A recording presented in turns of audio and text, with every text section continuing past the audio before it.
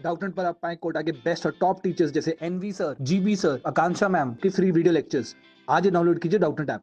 Hello guys, तो आज हम स्टडी करेंगे चैप्टर 12 मिनरल न्यूट्रिशन। ओके, अगर एग्जाम पॉइंट ऑफ व्यू से देखा जाए तो ये चैप्टर इतना इंपॉर्टेंट नहीं है। क्योंकि इसके सिर्फ एक ही क्वेश्चन आता है। ठीक है, अब एक क्वेश्चन यानी कि 4 मार्क्स, बट आपको पता है कि हर एक मार्क इंपॉर्टेंट है, तो इसलिए इसको पढ़ना भी कंपलसरी है। ओके, तो अब इस चैप्टर में देखो हम क्या क्या पढ़ेंगे, टॉपिक्स देख लेते हैं। सबसे पहले methods to study the minerals requirement of plant, कि मतलब ये जो मिनरल्स का रिक्वायरमेंट है कि कौन सा मिनरल अपना एसेंशियल है, कौन सा नहीं है, ये बेसिकली पता कैसे लगा, कौन सा अपना मेथड था जिसकी हेल्प से हमने पता लगाया। ओके, उसके बाद देखेंगे हम एसेंशियल मिनरल्स के बारे में। अब इस केस में यानी कि इस वाले टॉपिक में हम देखेंगे कि जो मिनरल्स हैं उनको, अब जैसे कि आप किसी चीज़ को कहते हैं कि भैया ये एसेंशियल है, तो किसी क्राइटेरिया के बेस पे कहते हैं ना कि हाँ अच्छा ये एसेंशियल है। तो यहाँ पे हम देखेंगे कौन से क्राइटेरियाज थे जिसकी वजह से मिनरल्स को एसेंशियल क्लासीफाई किया गया। क्योंकि अपने ऑलमोस्ट 104 मिनरल्स डिस्कवर्ड है, उसमें से अराउंड 60 को ही एसेंशियल बोला गया। और क्यों बोला गया वो हम यहाँ पे समझेंगे, कौन से वो फैक्टर्स थे, कौन सा क्राइटेरिया था। ठीक है, साथ ही साथ इसमें देखेंगे भैया कि कुछ मिनरल्स जो होते हैं अपने उनका रिक्वायरमेंट ज़्यादा होता है, कुछ का कम होता है। तो माइक्रो एंड मैक्रोन्यूट्रिएंट्स के बारे में भी समझेंगे। अपने नेक्स्ट दो टॉपिक्स जो हैं यानी कि mechanism of absorption of elements and translocation of solutes, ये बहुत ही ईजी है, इस पे हमें ज़्यादा ध्यान देने की जरूरत नहीं पड़ेगी क्योंकि हमने ये ट्रांसपोर्ट इन प्लांट्स में समझ लिया है। ओके, नेक्स्ट टॉपिक जो है अपना वो है क्या, soil as reservoir of essential elements, ये भी इतना इंपॉर्टेंट नहीं है। एंड 12.6 क्या है अपना, मेटाबॉलिज्म ऑफ नाइट्रोजन। तो ये वाला टॉपिक अपना बहुत इंपॉर्टेंट है। यहाँ पे हम देखेंगे कि नाइट्रोजन का जो फिक्सेशन है होता है वो बेसिकली किस तरीके से किया जाता है। ठीक है, तो यहाँ पे बायोलॉजिकल नाइट्रोजन फिक्सेशन स्टडी करेंगे, वो बहुत इंपॉर्टेंट है। नोड्यूल फॉर्मेशन के बारे में भी स्टडी करेंगे इस टॉपिक के अंदर, और वो भी बहुत इंपॉर्टेंट है। ओके, तो अपना 12.6 एंड 12.2 ये टॉपिक्स ज़्यादा इंपॉर्टेंट है क्योंकि अब यहाँ पे देखो 12.2 के अंदर हम ये भी देखेंगे कि जितने भी अपने मिनरल एलिमेंट्स हैं उनके क्या यूजेस हैं। ठीक है, और उनकी वजह से क्या बेसिकली डिसीज हो सकती है। ठीक है, तो ये दोनों में से क्वेश्चन ज़्यादातर अपने आते हैं, तो उन पे ही हमें ध्यान देना है। ओके, तो स्टार्ट करते हैं। तो देखो फर्स्ट टॉपिक अपना था methods to study the mineral requirement of plant. Okay, तो अभी सबसे पहले स्टार्ट किया किसने, हमारे एक जर्मन बॉटनिस्ट ने जिनका नाम क्या था, जूलियस वॉन सेक्स। ठीक है, 1860 में। तो आपको ये नाम याद रखना है। इन्होंने हमें एक टेक्निक दी थी जिसका नाम क्या था, हाइड्रोपोनिक्स। अब हाइड्रोपोनिक्स में क्या होता है, बेसिकली हम किसी प्लांट को ग्रो करते हैं किसके अंदर, वेल डिफाइंड न्यूट्रिएंट सॉल्यूशन के अंदर। यहाँ पे सॉइल का बिल्कुल भी यूज नहीं होता है। तो यहाँ पे यही लिखा हुआ है कि इन्होंने फर्स्ट टाइम डेमोन्स्ट्रेट किया था क्या, कि प्लांट्स को हम ग्रो कर सकते हैं टू मैच्योरिटी किसके अंदर, इन डिफाइंड न्यूट्रिएंट सॉल्यूशन। डिफाइंड का मतलब कि यहाँ पे सारे कंसंट्रेशन जो होगी मिनरल्स की वो प्लांट के नीड के अकॉर्डिंग होगी। ठीक है, in complete absence of soil. और इसी कंडीशन को हम क्या कहते हैं, हाइड्रोपोनिक्स कहते हैं। तो एग्जाम में कभी कभी पूछ लिया जाता है कि टेक्निक जो थी हाइड्रोपोनिक्स की वो किसने दी थी। अब देखो उसके बाद नंबर ऑफ मेथड्स जो थे उनको यूज़ किया गया, इम्प्रोवाइज किया गया इसी मेथड को बेसिकली। ठीक है, और वो उन्होंने क्या करा, try to determine the mineral nutrients essential for plants. अब ये कैसे करा, जैसे मान लो आपने एक प्लांट को ग्रो करा पहले पर्टिकुलर मिनरल कंसंट्रेशन के अंदर, फिर उसी प्लांट को ट्रांसफर कर दिया किसके अंदर, दूसरे कंसंट्रेशन के, या कह सकते हैं दूसरे सोल्यूशन में जहाँ पे कंसंट्रेशन थोड़ी वैलिड है मिनरल्स की। ठीक है, तो ऐसे ऐसे ग्रो करते करते उन्होंने क्या देखा कि भाई कुछ प्लांट्स जो है अपने वो इस पर्टिकुलर मिनरल्स के अंदर या इस पर्टिकुलर कंसंट्रेशन पे ज़्यादा अच्छे से ग्रो कर रहे हैं। तो ऐसे ये एक एक्सपेरिमेंट से नहीं हुआ है। ठीक है, यहाँ पे बहुत सारे एक्सपेरिमेंट्स किए गए जिससे पता लगा कि हमें कौन सा जो अपना मिनरल है वो एसेंशियल है प्लांट के लिए और कौन सा नहीं है। तो बेसिकली जितने भी यहाँ पे मेथड्स थे उसमें क्या हुआ, सिर्फ कल्चर किया गया प्लांट्स को किसके अंदर, soil free defined mineral solution के अंदर। ठीक है, और इन्हीं डिफाइंड मिनरल सोल्यूशन की हेल्प से हमें पता लगा कि कौन सा मिनरल या कौन सा प्लांट किस मिनरल पे डिपेंडेंट है। ठीक है, अब इस मेथड के अंदर यूज किया जाता था क्या, purified water and mineral nutrient salt. अगर हम प्योरीफाइड वाटर यूज नहीं करेंगे, क्योंकि नीचे उन्होंने देखो पूछ रखा है क्या कि can you tell why this is so essential कि हमें प्योरीफाइड वाटर यूज करना है, क्योंकि अगर प्योरीफाइड वाटर यूज नहीं करेंगे तो उसके अंदर ऑलरेडी कुछ अमाउंट ऑफ सॉल्ट्स प्रेजेंट होंगे। ठीक है, तो हम जो भी कैलकुलेशन करेंगे वो हमारी क्या कर जाएगी, ऑल्टर हो जाएगी। तो इसलिए हमें सिर्फ प्योरीफाइड वाटर ही यूज करना चाहिए। अब इस पैराग्राफ में वही बता रखा है जो हमने आपको भी समझाया था कि यहाँ पे हमने क्या यूज करा, न्यूट्रिएंट सॉल्यूशंस, जहाँ पे एलिमेंट जो थे उनको ऐड किया गया, सब्स्टिट्यूट किया गया या रिमूव किया गया, ठीक है, इन वेरिड कंसंट्रेशन। और इसकी हेल्प से हमें क्या पता लगा कि कौन सा अपना मिनरल सोल्यूशन सुटेबल है फॉर प्लांट ग्रोथ, ठीक है। अब उस मिनरल सोल्यूशन में जो अपने मिनरल्स प्रेजेंट होंगे उसकी कंसंट्रेशंस को निकाल के हमें पता लग जाएगा कि कौन सा मिनरल अपना एसेंशियल है, ठीक है। साथ ही साथ हम क्या कर सकते हैं, देखो उनकी डेफिशिएंसी करके, ठीक है, कह सकते हैं उनको थोड़ा कम करके हम डेफिशिएंसी सिम्टम्स भी पता लगा सकते हैं। ओके, हाइड्रोपोनिक्स जो अपनी टेक्निक थी उसको सक्सेसफुली इम्प्लाइड कर लिया गया है किसके लिए, for production of vegetables such as tomato and seedless cucumber and lettuce. तो आपको ये तीनों एग्जाम्पल याद रखने हैं कि हाइड्रोपोनिक्स के अंदर ये कह सकते हैं हाइड्रोपोनिक्स को कौन से प्लांट्स को ग्रो करने के लिए यूज कर लिया गया है, ठीक है। अब देखो एक बार इसका सेटअप देख लेते हैं, यहाँ पे होता क्या है, ये है आपका यहाँ पे एक स्टरलाइज्ड ग्लास जार। ओके, इसको बेसिकली ब्लैक पेपर से कवर कर देते हैं पूरा हम, ताकि अंदर कोई भी सनलाइट वगैरह ना जाए। ओके, ऊपर यहाँ पे प्रेजेंट होते हैं 3 पोर्स, एक पोर के थ्रू फनल कनेक्टेड होता है, ठीक है, जहाँ से अपना क्या करता है, न्यूट्रेंट और वाटर एंटर करता है। एक पोर के थ्रू अपना प्लांट प्रेजेंट होता है, यहाँ पे प्लांट को कनेक्ट करके रखते हैं, ठीक है, और एक पोर के थ्रू अपना एरिएटिंग ट्यूब होती है। अब देखो ये सेटअप थोड़ा सा इनकरेक्ट है, क्योंकि यहाँ पे ना वाटर और न्यूट्रेंट्स को बार बार ही बेसिकली कह सकते हैं रिप्लेस किया जाता है। रिप्लेस नहीं तो एक तो कह सकते हैं उसको कि सर्कुलेट किया जाता है। जैसे कि आप इस वाले सेटअप में देख सकते हैं, यहाँ पे अपना एक पंप लगा है, ठीक है, ये अपना न्यूट्रेंट सोल्यूशन है। तो ये जो अपना टेबल सा होता है ये थोड़ा इंक्लाइंड होता है, यहाँ पे थोड़ा ऊपर की साइड होता है। ओके, तो वाटर जो होता है अपना यहाँ से पंप करते हैं इस ट्यूब के थ्रू होते हुए, वो यहाँ पे जाता है, यहाँ पे प्लांट्स की अपनी रूट है, ठीक है, और उनको सप्लाई होता हुआ वापस अपना इस सोल्यूशन में आ जाता है, जिस वजह से क्या होता है कि उसको प्रॉपर एरिएशन वगैरह भी मिलता रहता है और न्यूट्रिएंट्स जो होते हैं वो रेगुलरली कह सकते हैं सर्कुलेट होते रहते हैं। ओके, तो ये बेसिकली इसका पूरा एक्चुअल सेटअप है। यहाँ पे आप देख सकते हैं ये वाटर और ये उसकी रूट्स जो इमर्ज है वाटर के अंदर। ओके, तो इसी टेक्निक को थोड़ा ऑल्टर करके न्यूट्रिएंट कंडीशन बढ़ा के डिक्रीज करके हमने क्या पता लगाया कि कौन से अपने मिनरल एलिमेंट्स जो है वो एसेंशियल है और कौन से अपने इतने नॉन एसेंशियल है। ओके, अब देखो एक क्वेश्चन और बनता है कि हाइड्रोपोनिक्स के और क्या क्या बेनिफिट हो सकते हैं। चलो ये तो हमने पता लगा लिया कि अपने मिनरल्स कौन से एसेंशियल है नहीं है, लेकिन और क्या क्या बेनिफिट्स हो सकते हैं।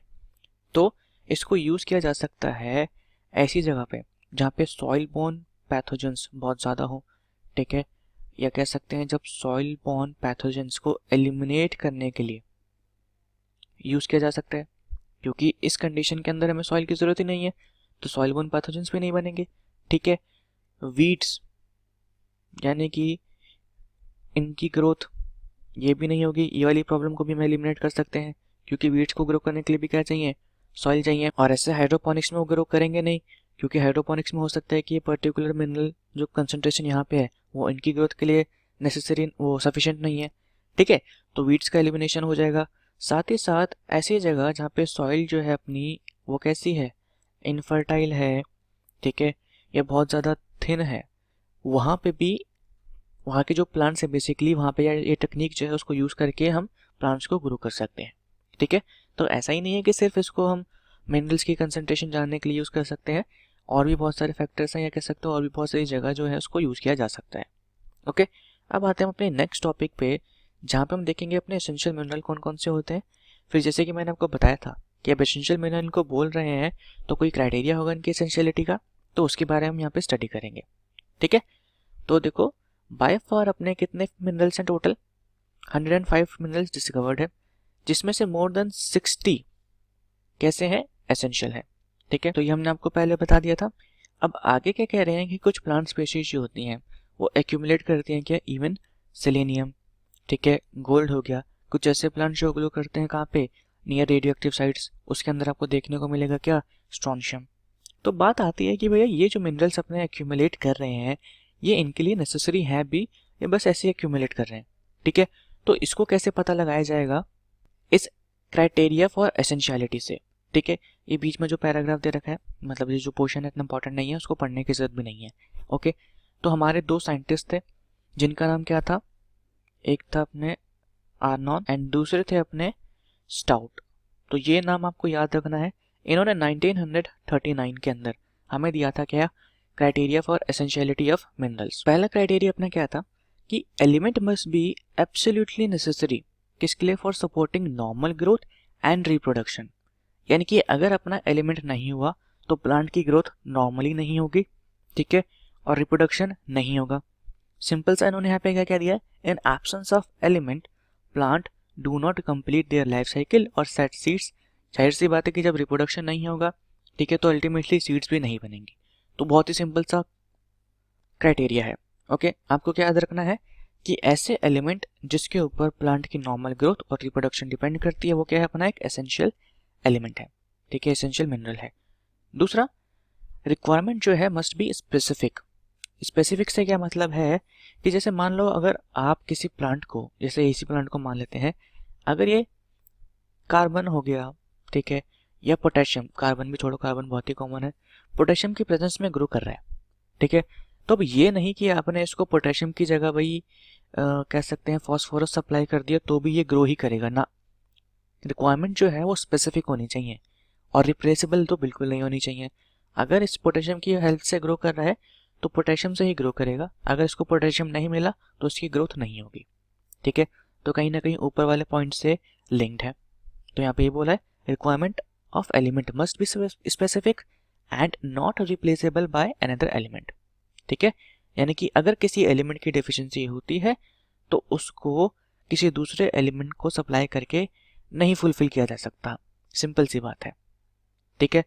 लास्ट पॉइंट थोड़ा सा आपको कंफ्यूजिंग लगेगा लेकिन इसको समझने की कोशिश करना कि एलिमेंट जो होगा अपना वो डायरेक्टली इन्वॉल्व होना चाहिए किसके अंदर, इन मेटाबॉलिज्म ऑफ प्लांट। अब मेटाबॉलिज्म ऑफ प्लांट से क्या मतलब, बेसिकली देखो कि अपना जो यहाँ पे एलिमेंट हो वो किसी फंक्शनल, ओके, या स्ट्रक्चरल मॉलिक्यूल का क्या हो, पार्ट हो। एग्जाम्पल जैसे हम यहाँ पे देख सकते हैं किसका, मैग्नीशियम का। अब मैग्नीशियम जो होता है अपना किसका पार्ट होता है, क्लोरोफिल का पार्ट होता है ना। तो ऐसे अपने डिफरेंट एलिमेंट्स होते हैं जिससे मिलके क्या बनते हैं, स्ट्रक्चरल और फंक्शनल मॉलिक्यूल। अब देखो लास्ट एक पॉइंट है यहाँ पे जो एनसीईआरटी में तो नहीं है वैसे, लेकिन इसको ऐड होना चाहिए था, और वो पॉइंट क्या है कि जब मिनरल्स की एब्सेंस हो तो उसकी एब्सेंस की वजह से क्या हो, बेसिकली डिसऑर्डर्स, ठीक है। और ये डिसऑर्डर्स जो हैं ये इस पर्टिकुलर मिनरल्स की एब्सेंस से ही ट्रीट हो सकते हैं, अगर कोई आप मिनरल्स को सप्लाई करें तो ट्रीट नहीं होगा। तो बेसिकली ये वाला अपना जो पॉइंट है ये स्पेसिफिसिटी से रिलेटेड है। यहाँ पे बात हम कर रहे हैं बस किसकी, डिसऑर्डर्स की, कि मिनरल्स की एब्सेंस में होगा क्या, डिसऑर्डर होगा। ओके, तो आपको ये 4 क्राइटेरियाज जो हैं ये अच्छे से याद रखने हैं। अब हमने ऊपर क्या पढ़ा था कि अपने टोटल 105 के आसपास मिनरल एलिमेंट्स हैं जिसके अंदर हमें 60 प्लांट के अंदर एक्यूमुलेट हुए हुए या प्लांट के अंदर देखे गए हैं। अब इन 60 में से भी सिर्फ 17 ही ऐसे मिनरल्स हैं जिसको क्लासिफाई किया गया है क्या, एसेंशियल फॉर प्लांट, ठीक है। अब ये 17 एलिमेंट जो हैं अपने उनको बेसिकली 2 कैटेगरीज में डिवाइड कर दिया गया है, मैक्रोन्यूट्रेंट एंड माइक्रोन्यूट्रेंट, ठीक है। तो ये किस बेसिस पे है कि प्लांट टिश्यू के अंदर किसका कंसंट्रेशन कितना है। ओके, तो सबसे पहले स्टार्ट करते हैं मैक्रोन्यूट्रेंट से। तो देखो मैक्रोन्यूट्रेंट जो होते हैं they are generally present in large amount, इसलिए इसको क्या बोला गया है, मैक्रोन्यूट्रेंट, ठीक है। इनका कंसंट्रेशन कितना होता है, 10 मिलीमोल पर केजी ऑफ ड्राई मैटर। अब किसी को नहीं पता कि ड्राई मैटर बेसिकली है क्या, देखो तो आपको बस क्या करना है, आपको एक प्लांट लेना है, अब उस प्लांट को अच्छे से डिहाइड्रेट कर दो, जितना भी उसका वाटर था सबका सब निकाल दो, ठीक है। अब आपके पास क्या बचेगा, सिर्फ ड्राई टिश्यू पर बचेगा बेसिकली, और यही ड्राई टिश्यू को हम क्या कहते हैं, ड्राई मैटर कहते हैं, ठीक है। तो 1 केजी ड्राई मैटर के अंदर, 1 केजी ड्राई मैटर के अंदर जब अपना एलिमेंट्स का अमाउंट प्रेजेंट हो कितना, 10 मिलीमोल, तो उसको हम क्या कह देंगे कि वो कैसा है, मैक्रोन्यूट्रेंट है, ठीक है। लेकिन वहीं पे ये देखो जब प्रेजेंट हो कितना, लेस देन 10 मिलीमोल, तो अपना क्या हो जाएगा, वो माइक्रोन्यूट्रेंट। ओके, अब टोटल मैक्रोन्यूट्रेंट जो होते हैं अपने वो कितने होते हैं, 9 होते हैं। अब यहाँ पे क्या क्या आता है देखो, कार्बन, हाइड्रोजन, ऑक्सीजन, ठीक है, फिर अपना phosphorus, sulphur, potassium, calcium and magnesium, और ये रहा अपना एक नाइट्रोजन, ठीक है। टोटल 17 थे, 17 में से 9 यहाँ पे आ गए, बचे अपने 8 जो कि किसके अंदर आएंगे, माइक्रोन्यूट्रिएंट्स के अंदर आएंगे। अब अपने जो मैक्रोन्यूट्रिएंट्स जो होते हैं इसको हम मेजर एलिमेंट्स भी कहते हैं, फॉर द सेम रीज़न क्योंकि इनका रिक्वायरमेंट जो होता है वो ज़्यादा होता है। ठीक है, माइक्रो न्यूट्रिएंट्स पे आते हैं तो इनको हम क्या कहते हैं, सबसे पहले देखो ट्रेस एलिमेंट्स। ठीक है, साथ ही साथ इसको हम क्या कह सकते हैं, मेजर की जगह यहाँ पे अब आ जाएगा क्या, माइनर एलिमेंट्स। क्यों, क्योंकि इनका रिक्वायरमेंट जो होता है बहुत ज़्यादा स्मॉल अमाउंट में होता है, that is less than 10 millimole पर केजी ऑफ ड्राई मैटर। अब ड्राई मैटर अब क्या होता है वो मैंने आपको एक्सप्लेन कर दिया है। ठीक है, अब बाकी के अपने कितने बचे थे, 8 बचे थे, तो सारे के सारे किस में आ जाएंगे, माइक्रोन्यूट्रिएंट्स में आ जाएंगे। जैसे कि अपना iron, manganese, copper, molybdenum, zinc, boron, chlorine और निकल। ये नाम आपको याद रखने हैं क्योंकि एग्जाम में इससे रिलेटेड क्वेश्चन बहुत पूछा जाता है। ठीक है, ये कौन सा अपना मैक्रोन्यूट्रिएंट से बिलोंग करता है, कौन सा अपना माइक्रोन्यूट्रिएंट से बिलोंग करता है। ओके, अब देखो इन 17 मिनरल्स के अलावा कुछ मिनरल्स ऐसे भी होते हैं जो प्लांट की मेटाबॉलिक एक्टिविटीज़ के लिए रिक्वायर्ड होते हैं। ठीक है, जैसे कि अपने क्या हो गए, सोडियम, सिलिकॉन, कोबाल्ट और सेलेनियम। इनको हम क्या कहते हैं, बेनिफिशियल एलिमेंट्स। अब बेनिफिशियल क्यों कह रहे हैं कि अगर ये मिले तो ठीक है, लेकिन अगर ये नहीं भी हुए तो प्लांट को ऐसा नहीं है कि वो ग्रो नहीं करेगा, ठीक है, उसका रिप्रोडक्शन वगैरह नहीं होगा। तो बेसिकली अपने ये एसेंशियल वाले क्राइटेरिया जो हैं उनको सबको फुलफिल नहीं करते, यानी कि इनके ना होने से प्लांट के अंदर कोई डिसीज़ वगैरह नहीं होगा। ये बस क्या है कि अगर मिला तो बहुत अच्छी बात है, नहीं मिला तो भी कोई दिक्कत नहीं है।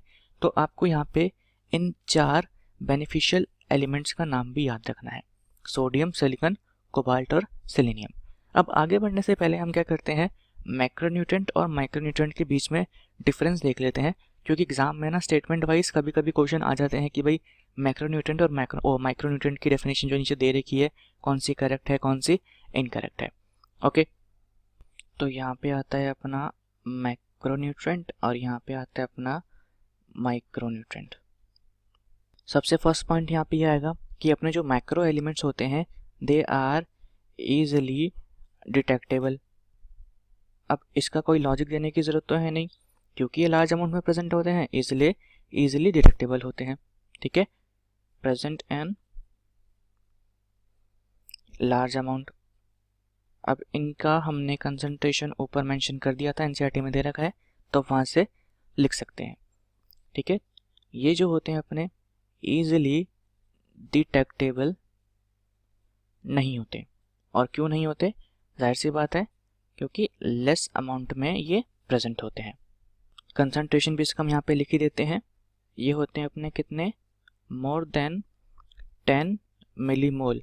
आपको उसको यूनिट के साथ अच्छे से याद रखना है, ठीक है, क्योंकि एग्जाम में यूनिट में भी थोड़ा ऑल्टर कर देते हैं। 10 मिलीमोल पर केजी ऑफ ड्राई मैटर। और यहाँ पे कितना होता है, लेस देन 10 मिलीमोल पर केजी ऑफ ड्राई मैटर। ठीक है, अगर आप चाहें यहाँ पे इसका नंबर लिख सकते हैं, ये अपने कितने होते हैं, 9 होते हैं, और बाकी के ये कितने हो जाएंगे, अपने 8 हो जाएंगे। मैक्रो न्यूट्रिएंट्स का जनरली फंक्शन होता क्या है, ये बिल्डअप करते हैं प्लांट बॉडी। ओके, एंड साथ ही साथ क्या, प्रोटोप्लाज्मिक कॉन्स्टिट्यूएंट्स। हालांकि अपना जो माइक्रो एलिमेंट्स है इनका क्या फंक्शन होता है, ये जनरली एसेंशियल होते हैं किसके लिए, फॉर फंक्शनिंग ऑफ एंजाइम। तो फंक्शनिंग ऑफ एंजाइम्स में इनका इम्पॉर्टेंट रोल होता है। ठीक है, अब अगर आप मैक्रोन्यूट्रिएंट का कंसंट्रेशन इंक्रीज करते हैं तो वो टॉक्सिक नहीं बनते। ठीक है, कह सकते हैं हम सिंपली कि they don't become toxic in slight excess. ठीक है, तो जब इसकी कंसंट्रेशन स्लाइट इंक्रीज होता है किसके अंदर, in concentration, they don't become toxic.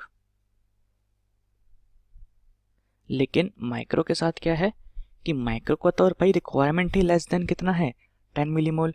अगर आप उसका कंसंट्रेशन इंक्रीज कर देंगे या स्लाइड भी इंक्रीज होगा उसके अंदर, तो ये क्या हो जाएंगे, ये हो जाएंगे अपने टॉक्सिक एंड कॉज कर देंगे प्लांट को डिसीज। ठीक है, अब क्या क्या आता है इसके अंदर, ये देखो सब कुछ पीछे लिखा हुआ था लेकिन इसको टेबुलर फॉर्म में करने से थोड़ा इजीली याद हो जाएगा। तो यहाँ पे कार्बन हो गया, हाइड्रोजन हो गया, oxygen, nitrogen, phosphorus, potassium, sulphur, magnesium, ठीक है, एंड कैल्शियम, ठीक है। और ये अपना यहाँ पे क्या क्या आता है, iron, zinc, manganese, boron, copper, molybdenum, ठीक है, क्लोरीन एंड लास्ट इज निकल। तो यहाँ पे अपना डिफरेंसेस होते हैं पूरे किसके बीच में, मैक्रो एंड माइक्रो एलिमेंट्स के बीच में। तो उसको अगर आपको नोट करना हो तो एक साइड पे नोट कर लेना। अब आते हैं वापिस एनसीईआरटी पे। तो अब देखो, अब हम क्या स्टडी करेंगे कि अपने जो एलिमेंट्स हैं उनको 4 ब्रॉड कैटेगरीज में क्लासीफाई किया गया है, ठीक है। और एक कैटेगरीज जो है डिफरेंट टाइप्स की है, जैसे कि कौन सा एसेंशियल कंपोनेंट बनाता है, ठीक है, बायोमॉलिक्यूल्स का, कौन सा अपना कंपोनेंट होता है एनर्जी रिलेटेड केमिकल कंपाउंड्स का, कौन सा एक्टिवेट करता है या इनहिबिट करता है, ठीक है, और कौन मेंटेन करता है क्या या ऑल्टर करता है ऑस्मोटिक पोटेंशियल, ठीक है। तो इस बेसिस पे हम डिफरेंट टाइप ऑफ एलिमेंट्स को स्टडी करेंगे। साथ ही साथ हम देखेंगे role of macro and micro nutrients क्या क्या होता है। तो ये सब स्टडी करेंगे हम नेक्स्ट वीडियो में। अभी के लिए इतना ही। Thank you so much.